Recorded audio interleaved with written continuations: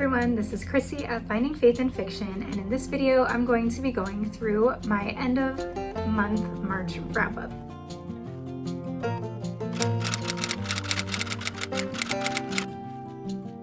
Alright y'all, well it is the end of March and I was not sure where we were going to land at the end of this month. It was kind of up in the air. I thought maybe 6-7 books would be my max. I ended up getting a little further than I thought out of the 12 that I had on my hopefuls, but I feel like I did pretty good. So I ended up reading 8 books and listening to 1 audiobook. Alright, if you watched my mid-month March wrap-up video, you will know that I read only 4 books the first half of the month. So they were Claire Holloway's Winging It, Fairest in All, A Ranger, a Wolf, and a Really Bad Tent, and A Brood Awakening. A Brood Awakening was my favorite out of those 4. We'll get into the other 5 books that I either read or listened to this month and see if I liked them, any of those better than A Brood Awakening or not. And the books that I read or listened to the second half of March are Mail Order Duchess, The Lumber Baron's Wife, All Booked Up, Unpretentious Lady Jane, and Taming Lady Temperance. Let's get into the books I read the second half of March. Alright, so the first book that I read after my mid-month wrap-up was Mail Order Duchess, and that is by Misty M. Beller. It is book 1 in Lord of the Rockies series. Again, I talked about this in my hopefuls video, but a new, I think book 2 just came out back in February or March, but I wanted to read the first one first since I usually suck at doing that. And so I wanted to give this one a try before reading the new one. So again, first time author for me. This is a Rocky Mountains setting. There are 5 sons that are sons of an English duke, and they had moved to the US kind of for their protection, and they're living like a very simple, rustic life, like in the mountains, very rural, not much around. Enoch is the second son. The book starts off with his oldest brother dying. It's in the book summary, so it's not a spoiler. And he kind of now is thrust into being the eldest brother, now having to be responsible for kind of the inheritance, the dukedom, and thinking he's gonna need to like now marry and go back to England and serve in this duke role for his family, because that's what his father expects. Then we have Mandy, and she lives in the East, on the East Coast, and ends up, she is a widow, and her brother-in-law is skeezy, and he assaults her, and she ends up pregnant, and she decides, because her parents like still love this guy, they're still like trying to get them together because it's her late husband's brother and it would be so good and whatever. So she answers a mail order bride ad in a magazine or newspaper or something and decides to like run away to get out of this situation, hoping that this guy won't mind that she's pregnant by another man. And so she flees west. She gets to Montana and realizes that the man that she had agreed to marry and had put in the ad is deceased, and all of his 4 brothers are like the ones that are there. And so she ends up staying with them. He very early on Enoch feels very bad for Mandy because of what happened with her brother-in-law, that she was assaulted, that she's pregnant, and he kind of doesn't want to marry, is like avoiding romance, but kind of feels like he needs to be her protector. So he very early on lets her know like, hey, I'm going to honor my brother's, agreement with you if you want, but like take your time to decide. So she ends up living there with them at their like homestead, farm, ranch. I don't think they had cattle. No, they did have some cattle. Anyway, she's staying with them, and it's a cute story because you have her like her interactions and dynamics with like all of the different brothers and their different personalities. They have like an older lady who's like their cook maid, and so she befriends her, and it would be a pretty quick romance, except for the fact that before she even gets to their house, she's on the journey there, she gets amnesia, and so she forgot why she was coming to Montana in the first place. So she's trying to like get her memories back. The brothers are like trying to convince her, hey, this is what happened, this is why you're here. At first she doesn't even remember that she's pregnant until she realizes physically, oh, I'm pregnant. So it's like a whole thing with the amnesia and the memory loss, and the romance between her and Enoch is very cute, very sweet. He's, if you kind of like a very Western, like manly man, is very attractive but doesn't think he's attractive kind of thing. Like, yeah, he was like a very attractive main character for a book, I have to say. And yeah, there's like, their romance progresses. There is like a kind of plot twist after the middle, towards maybe about like 75%, and she has to kind of decide, you know, how to roll with this like plot twist or whatever. And I will say I gave this 4 stars. I haven't written a review yet, actually. I'm really behind on my reviews, so I'm like processing as I talk because I haven't actually sat down to process my thoughts on this. I think I'm going to give it 4 stars. It was an enjoyable book. I like the mail order bride trope. I liked the amnesia, you know, ready-made family kind of situation, the Rocky Mountain setting. That was all great. It's historical, so I loved that. It was a very predictable kind of mail order bride romance formula. I kind of knew it was very formulaic. That's what I'll say. It was very predictable, very formulaic. So for me, this was more of like a sweet comfort read than like a book that you are just like hooked into and you have to know what happens. So the writing was good. It was solid, but again, very formulaic and like very predictable. So if you don't like that, this might not be a book for you.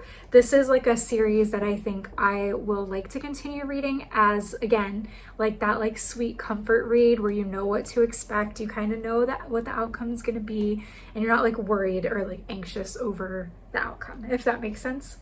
So I did give this 4 stars. I know a lot of people would probably have given it probably 3 or 3.5. I gave it 4 though, because I'm going to continue the series. I enjoyed it for what it was, and I personally love a very comfortable, nice, sweet, you know, still some action, but not causing me a ton of anxiety kind of book sometimes. So for me, like, this is one that I'll keep in that bucket for when I need that kind of book and appreciate it for that, if that makes sense. I don't know. Hopefully some of y'all understand what I mean. So I do recommend this book with the caveat of, if you don't like predictable mail order bride romance where you kind of know what's going to happen, then you might love this. It did have pretty strong faith content. The characters did have a lot of faith. They talk about it quite consistently. They're out to like do what's right, to please God. So in that regard, I recommend it as well. In terms of trigger warnings, there is, you know, rape, assault. It's off page. She talks about the feeling and like the memory, the feeling of the memory of it, but doesn't describe it at any point. We do have like the runaway angle where she's like escaping from a bad situation. Her parents are kind of neglectful. I wouldn't say they're abusive, they're neglectful. So there's like some parent neglect kind of stuff going on. There is like a travel related accident where she has an accident and gets injured. For me, that was mildly triggering because of the type of accident. And if you've been ever in a transportation related accident, that could be a little bit for you. Again, it wasn't like super graphic or anything, but yeah, that kind of accident does cause trauma, and so if you're reading it, that may bring some stuff up for you.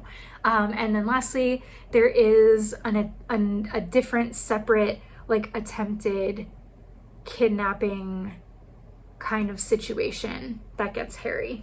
And there is like some gun violence. So I think that's it. Again, I haven't written my review. Normally I have a pretty strong list of those, but I think I covered them all. But again, great 4-star book, nice, sweet, faith-filled. I enjoyed it. All right, the next book that I read in the second half of March was The Lumber Baron's Wife by Lynn Austen. This was a NetGalley ARC book for me, and I actually ended up buddy reading this with my friend Victoria, and we had multiple different separate conversations over a bit of time about this book and like themes in this book and what we liked about the book, what we didn't like about the book. And so I really enjoyed getting to kind of nerd out with somebody over a book. This was my first like buddy read with another booktuber. And yeah, I had so much fun discussing it with her, and we agreed on some things. She brought up some things that I hadn't thought of, and so that was really cool to like then process things that stuck out to her that I kind of just read through and it's not that I didn't notice it just didn't really stand out to me. But then when she brought it up and she was like talking about her thinking, I was like, oh wow, that's like wow, okay, yeah, that was there, that happened. I didn't even really catch the like depth of that situation. If you don't already follow and subscribe to Victoria's channel, I highly recommend that you go follow her. Her YouTube and Instagram are both at Hot Cocoa and Books. And Victoria is such a sweet woman. She has the most beautiful, velvety, soft voice that you've ever heard. So I love like listening to her talk. But she's also incredibly intelligent and very well read. So like I said, you know, I think I'm like fairly intelligent and like a decent book reader, but she picked up on like very subtle things in the book that I just didn't even click for me. And so I definitely think you should go watch her review after this and see what she has to say, because yeah, she has a beautiful way of looking at faith and books. And I, again, just really enjoyed getting to know her better through the buddy read, and also like just getting a deeper experience out of the book through the buddy read with her. So go check her channel out, subscribe if you don't, and definitely check out her review for The Lumber Baron's Wife as well. Okay, so I ended up giving this one 4 stars as well. I'm trying not to be an overrater, guys. This was a really good book. I really enjoyed it, but it was a really hard book to read in terms of content, and I could not put the story down once I got into it. Like the first couple chapters were slow going. Victoria noticed that as well. She said like the first couple chapters didn't feel like a Lynn Austen book, and then all of a sudden it did. And so once I got hooked in it, I couldn't put it down. So it was like a very good book. This was my first Lynn Austen, and I really enjoyed her writing in general.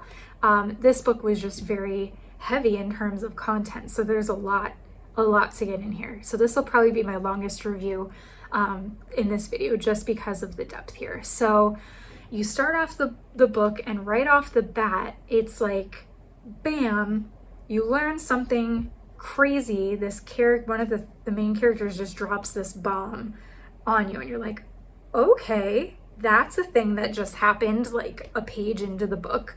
So that kind of threw me for a loop, and I was like, I'm either gonna enjoy this book or I'm gonna hate this book. I don't think there's gonna be an in-between, because just the way it started, I was like, this is so weird and like bizarre to start it like this. So it is a dual timeline. It is 1873 and like present day contemporary, and we go back and forth between 3 character perspectives. So 2 characters are in the 1873 timeline, and that is Hannah and Kate.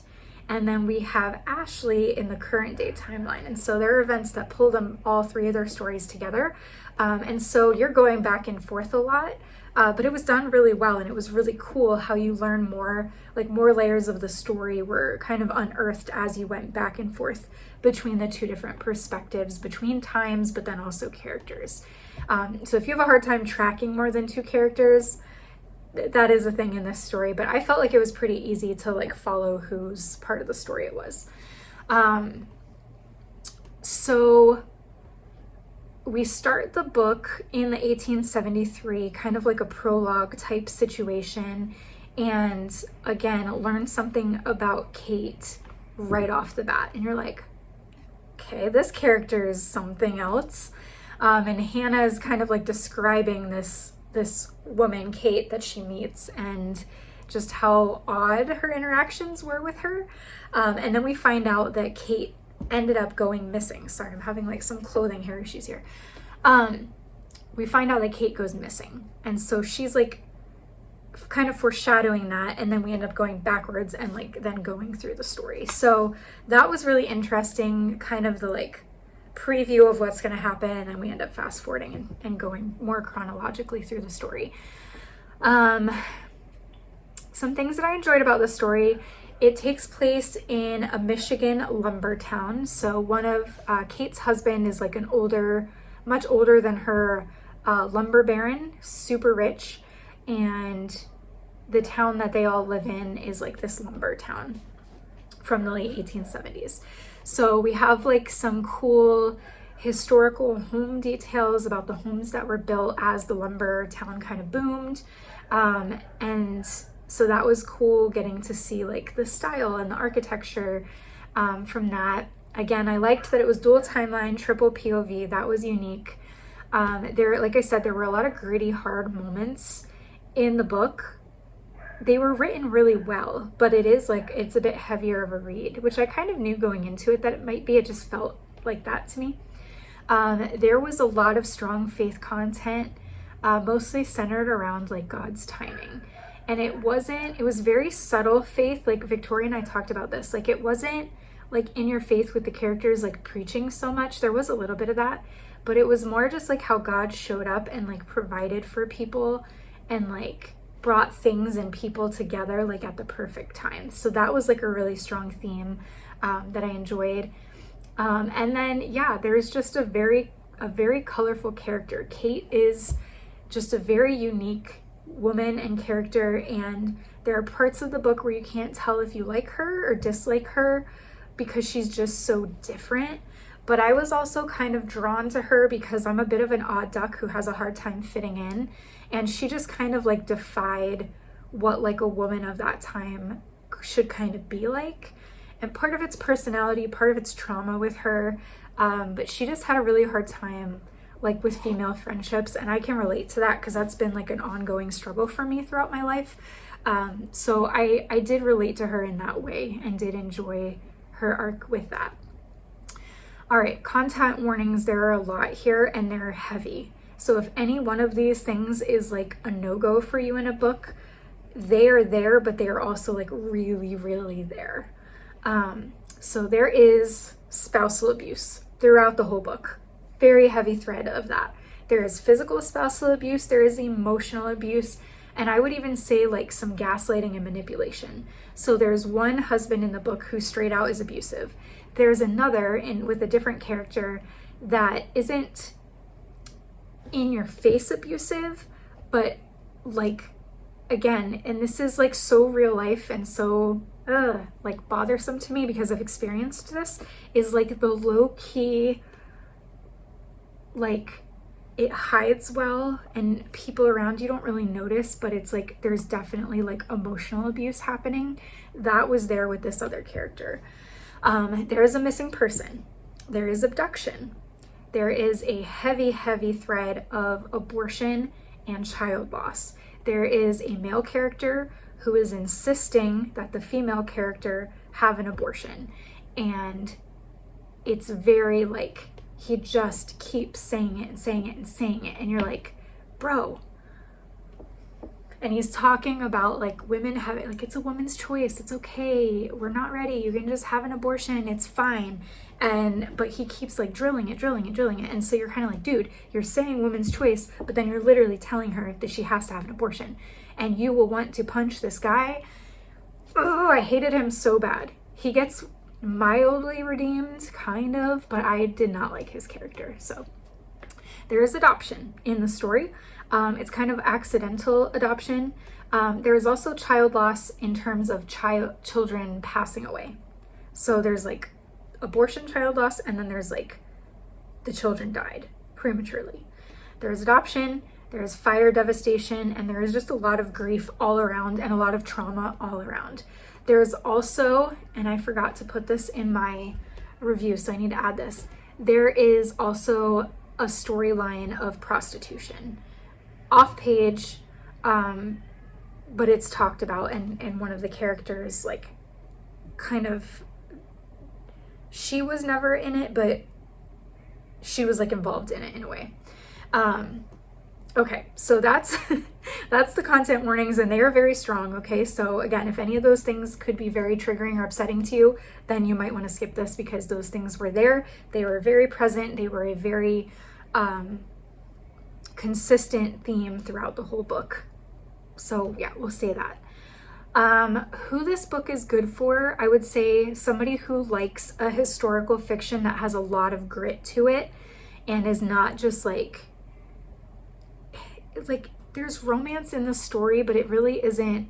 It's just that the women are married, right? So like there's not as much that. It more focuses on the historical and then like what these women are like living through and going through and healing from that. And so you have Kate and Hannah who become friends. You have Ashley who ends up moving to this town, modern day, where these two women in 1873 used to live. And she encounters the places where they used to live. And she's like kind of gets involved in like renovating these old houses. And she learns more about, everybody in town kind of knows about the mystery of Kate Abernathy, and like nobody ever solved it. Nobody ever figured out what happened to her. And so Ashley is kind of like unearthing more details. She's fascinated by the two women, by their stories, and trying to kind of figure out, it's like her goal to figure out whatever happened to Kate after she disappeared. And so there are some, you get to the climax where you, as the reader, kind of understand and start connecting pieces together. And while the story kind of has, I don't want to say it's a happy ending, there is a resolved ending, but it's not necessarily happy because it's still very heavy. We do have some of the characters who kind of, their trauma gets healed, they kind of come to a good place in their life, things are going well. But it also, all of the storylines get resolved. I will say that. All of the storylines get resolved. However, I think me and also Victoria wished there would have been like a little bit more. For her, it was like she wanted to see more of like what happened to these characters later on. Like there was an epilogue, but it wasn't like enough. And then for me, I was kind of like, there was kind of a potential salvation arc with Ashley and her husband, and I feel like that didn't really get, it just didn't get fleshed out. Like it's kind of implied that they like kind of go that way at the end of the book, but you're not really totally sure. And then the same thing with Kate, like there's a resolution to her story, but like I feel like, yeah, I just wanted more of like the healing part of it. And so yeah, it was a good book. I enjoyed it. I was hooked in it. If you like historical, gritty, just deep stories, then I think you'll really like this, because it was a really captivating story. It was also just incredibly frustrating because of how hard it was, but also because, I don't know, maybe she's planning on a sequel to this book. That would actually be great, I think. I don't know how much further you could go into a sequel, but like just a little bit more time at the end, kind of like letting, like, okay, so teacher moment here. You've got your inciting incident, you've got your rising action, you've got your climax, which is like, you know, where everything like explodes or like comes together, and then you've got your falling action. And we had the falling action, but then sometimes there's like a straight line after the falling action comes down and you have your resolution, and then you kind of have like a plateau. And I think I wanted more of a plateau after the resolution, if that makes sense. So yeah, this book is definitely worth a read. It was excellently written. I definitely want to read more Lynn Austen books, maybe one a little less heavy, just to kind of mix it up and see, like, I don't know, I guess I'm curious if all of Lynn Austen's books kind of carry these heavy topics and themes, or if she has some that are not so intense. I would call this intense. Either way though, I'll definitely read her books again, because it was, yeah, like I said, I really liked her writing, and yeah, it was a really good book that really captivated me a lot. All right, the next book is All Booked Up, and this is by Melody Carlson. I think this was my first Melody Carlson, and I've been wanting to read some of her books for a while. And I had this book on my TBR. I had seen then, I don't know if Amanda said this in her video or to me in a comment, but something about All Booked Up, like kind of being like a no-go for her, like either DNF'd it or just didn't really enjoy it and gave it a low rating. And I kind of see, I listened to this as the audiobook. The narrator was excellent. But yeah, the book for me just wasn't wonderful. I gave this 3 stars. There were parts of the book that I liked, but most of it I was kind of just like, meh. So I probably should have DNF'd this. Can you DNF an audiobook? Yeah, do not finish. Yeah. So I should have probably, but I'm stubborn and I wanted to finish it to see if it got better. And it didn't. It didn't.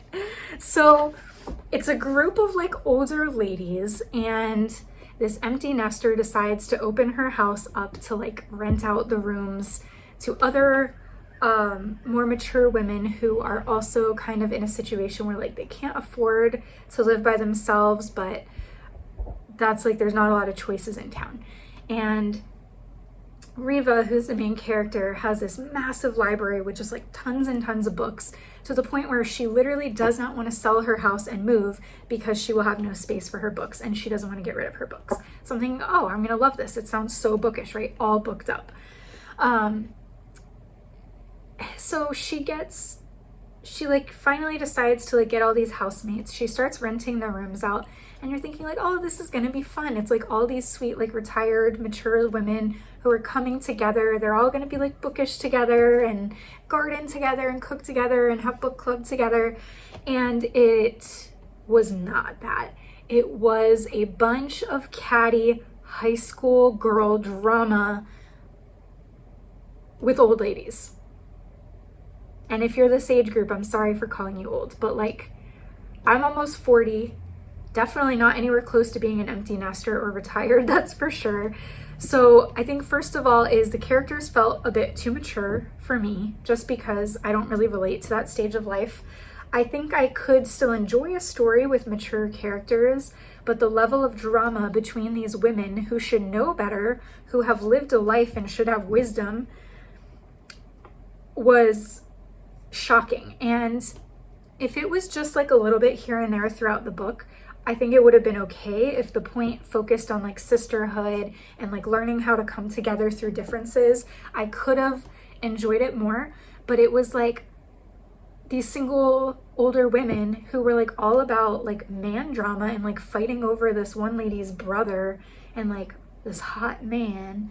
And then one of the girls just causes all drama. She's so immature. She's like doesn't clean up after herself. She leaves messes everywhere. She's like pissing off all the other women. And it was just like, I am not in high school. I didn't go to high school. I was homeschooled. But like I hear that high school is a lot of drama. And I remember at times my friend group at church, there was drama as like preteens, right? So like I've been there. I remember the drama. And as like an almost 40-year-old woman, I don't do drama anymore. Like, keep the dramatic women away from me.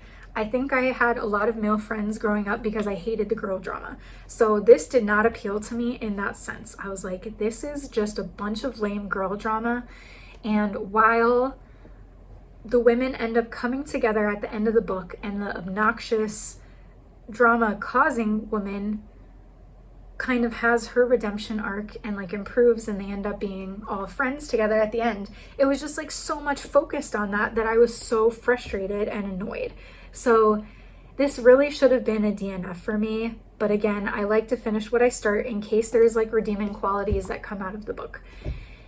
And I just like, if you are an older lady who likes a little bit of like gossipy drama type stuff, you know, for fun, go for it. But if you're like 20s, 30s, 40s, and you don't enjoy drama, then this is not for you either. So it could have been a cute book, just wasn't for me. So I'll leave it at that. The writing was good. I had no issues with the writing of the author. So if I find another book by Melody Carlson that doesn't feel as mature in content and as catty, then I might give her another read in the future. But this book was just, yeah, I was not the right intended audience and I probably shouldn't have started it, but not a fit. Not a fit. Can't recommend, unfortunately.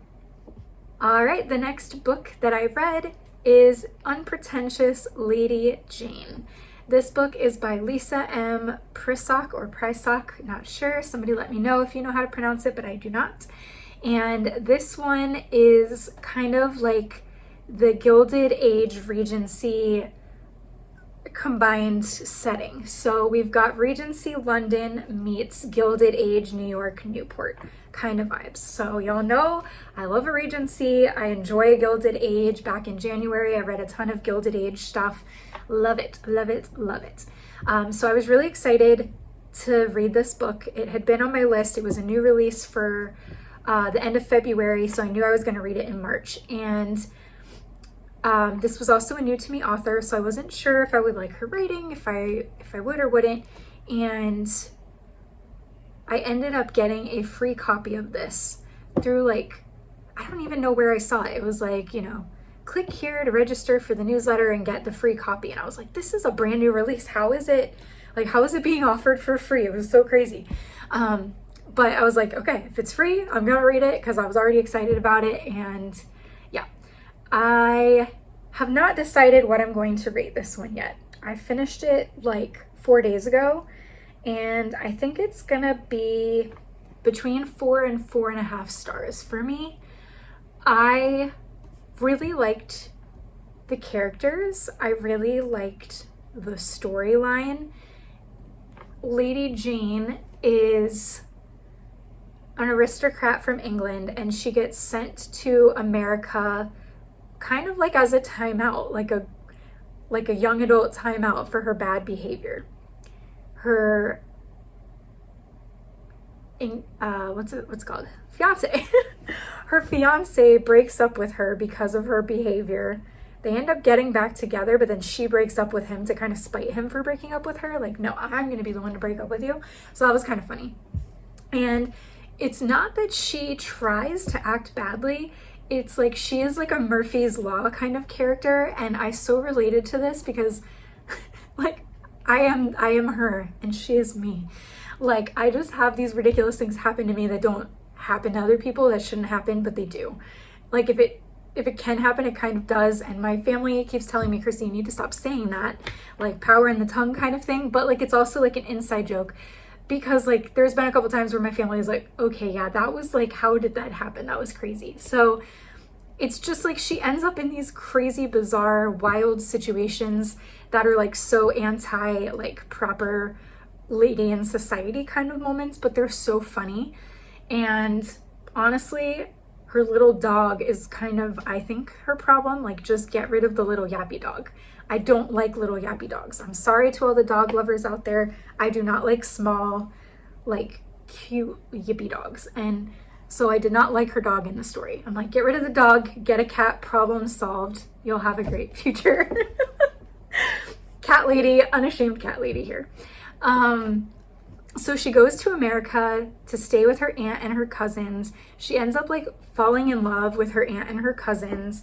They're like totally her vibe. They're definitely more American, not so like uptight and proper all the time. And like they're also just like so understanding of her and her kind of baggage and history and why she's there. And she gets to meet all of their friends. And then there's kind of a budding romance with Henry, who is friends with their family. He's like a longtime friend of the family. He's some of her male cousins' like best friends, and the girls just also are like really good friends. And so they kind of end up connecting. It's almost like a matchmaker thing where the cousins are like, oh, Henry, come join Jane. She needs like a buddy to sit with her as this guy paints our family portraits. So the aunt had like hired this guy to like paint a series of like family portraits. And so when Jane gets there, they like kind of love her and are like, oh, come join in our family portrait. So it kind of starts off as like he's just like the person who needs to sit with her for the portraits because they're like sitting in pairs and it's an odd number. So they end up kind of having a romance, but then she's also kind of like, well, I want to go back and like try to convince my fiance to get back together with me, convince him that I'm like a proper lady again. So now she's like met Henry and has feelings for him, but she's still kind of also like, well, should I be getting back together with my fiance? And she's like praying and like, all right, God, like if I'm supposed to go back with my fiance, like let that be obvious to me. If I'm supposed to meet somebody new, let that be obvious and like open those doors. And so Henry kind of ends up being her answer to prayer. There ends up being a little bit of a crazy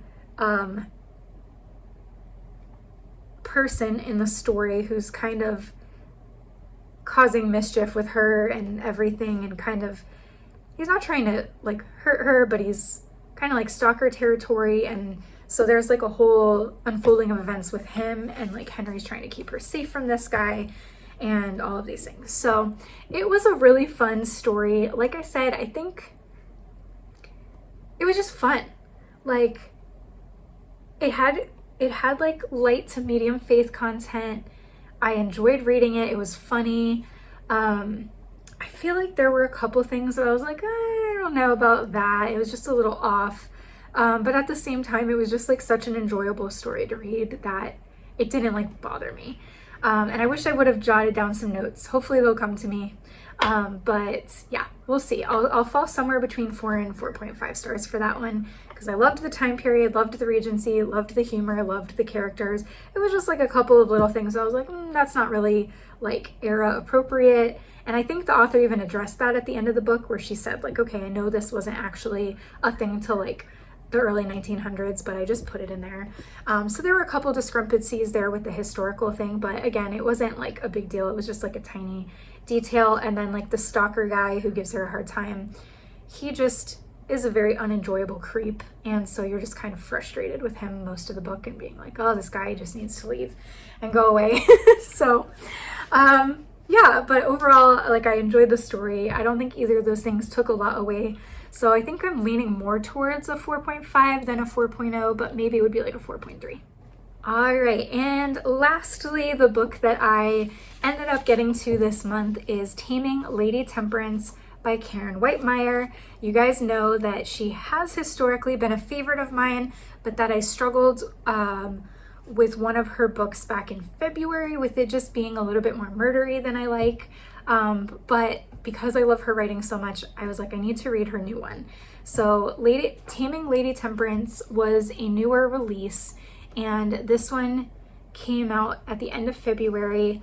I did pre-order this one, so it sat in my Kindle for a while before I actually got to it, but I'm not finished at the time of recording. So I actually don't know what I'm going to like or dislike about this book. I don't have any content warnings for you at this point. So what I'm going to do is I'm going to come back another day in another outfit at another time once I've finished this, and it probably won't be until after April has started, and I will upload or update you on my thoughts about how I liked it at that point. Well, it's a few days later and I have finally finished my last book of March, a little bit into April, but that's okay. So I'm going to go ahead and talk about my thoughts on Taming Lady Temperance. So after I had read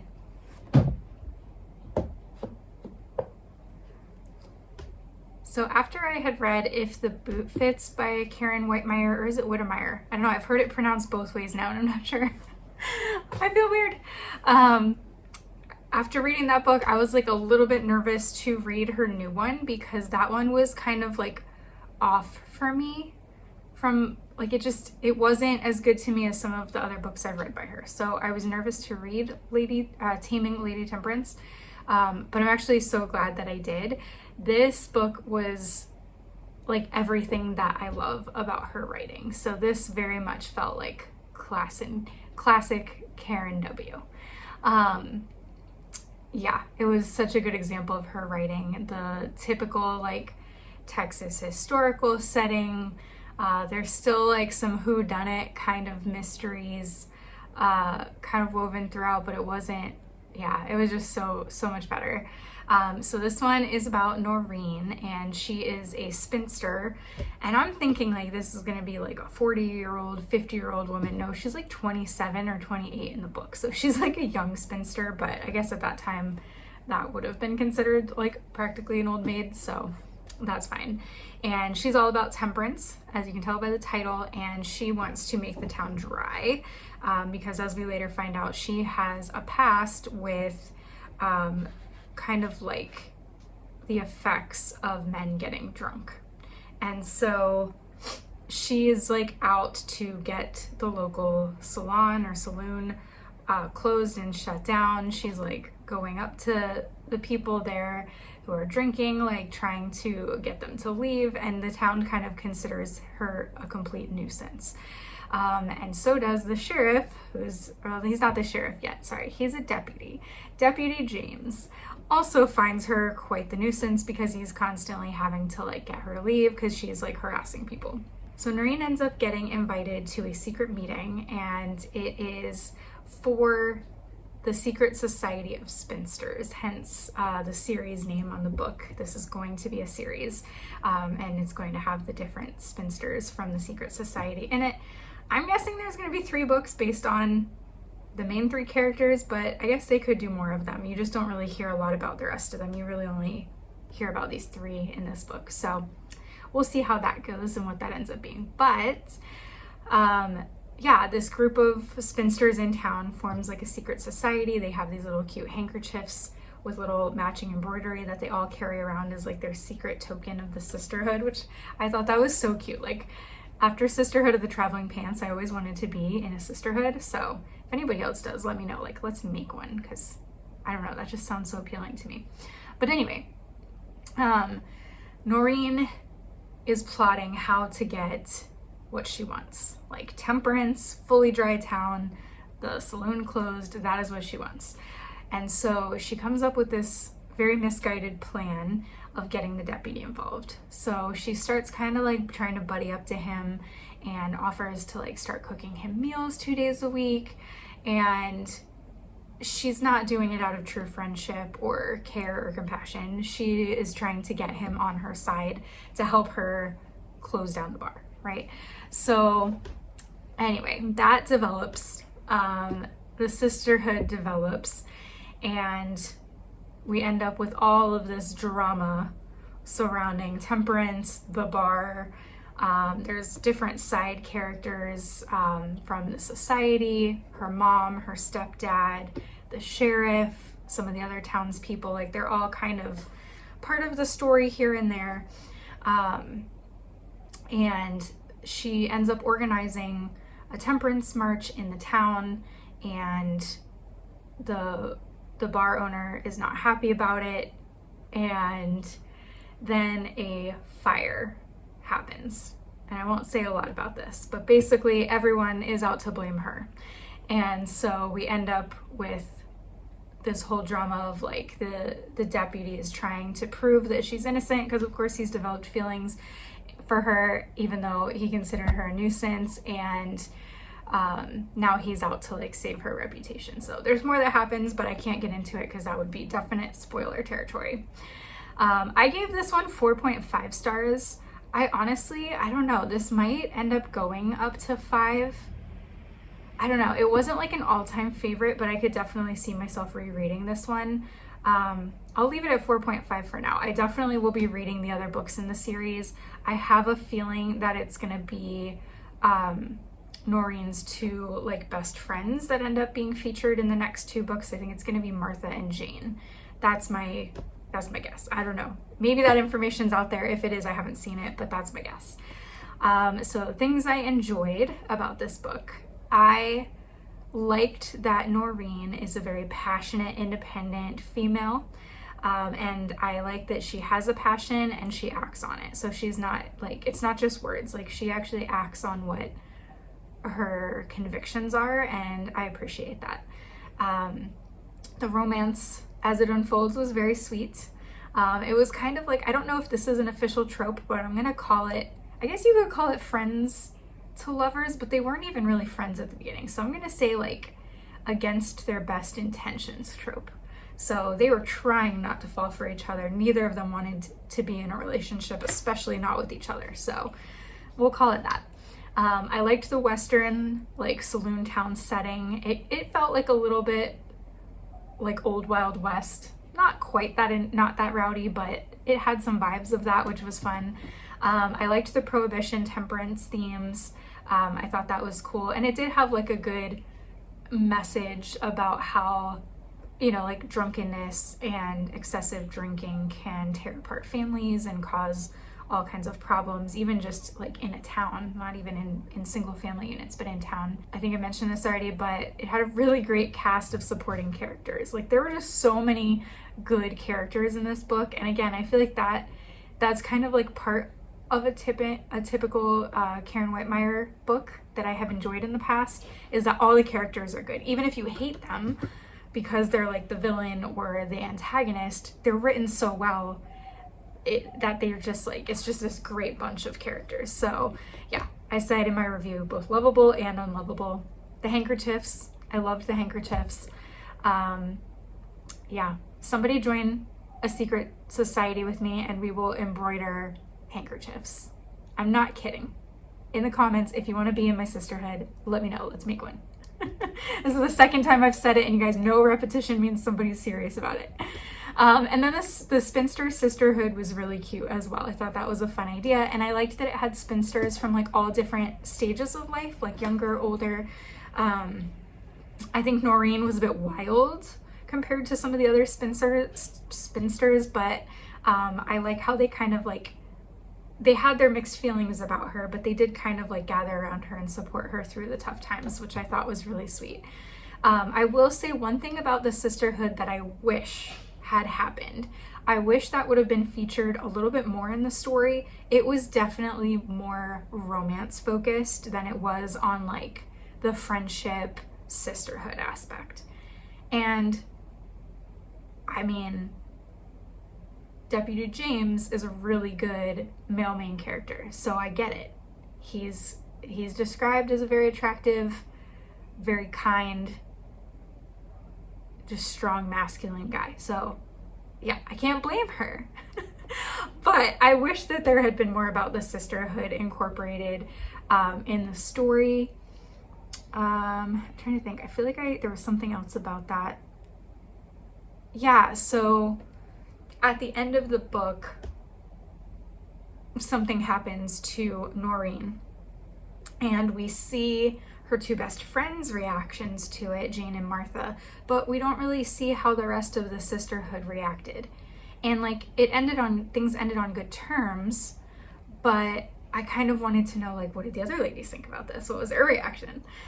Because I'm so fascinated by this like sisterhood angle, right? So that's just one little beef I had with it, but it's okay because the romance was very, very good. So I didn't mind terribly.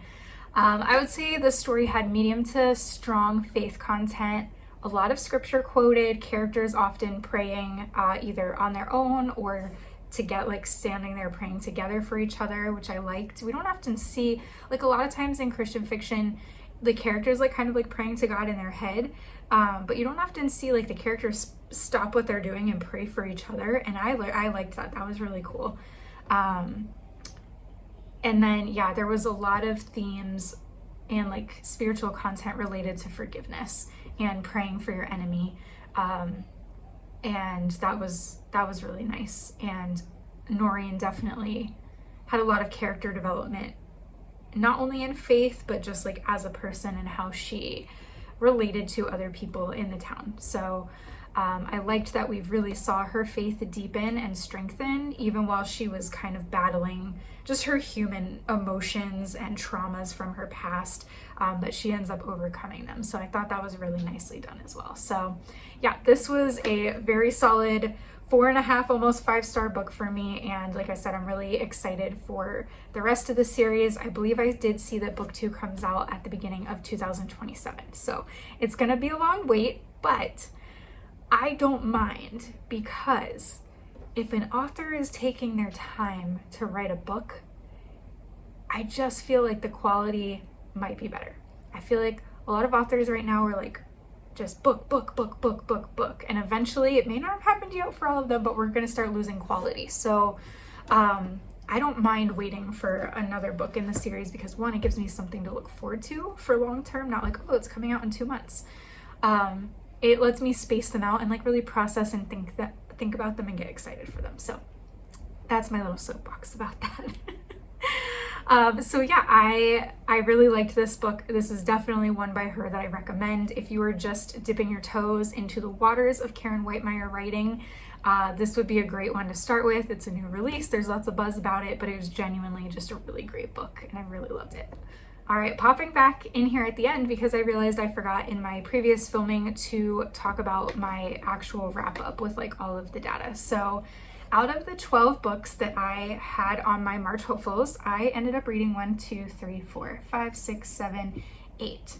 So not bad. 8 is still a really strong month for me, probably a little too much if I'm being honest. One of them was an audiobook though. So technically I read 7 books and I listened to 1 book. And yes, I will always say that difference.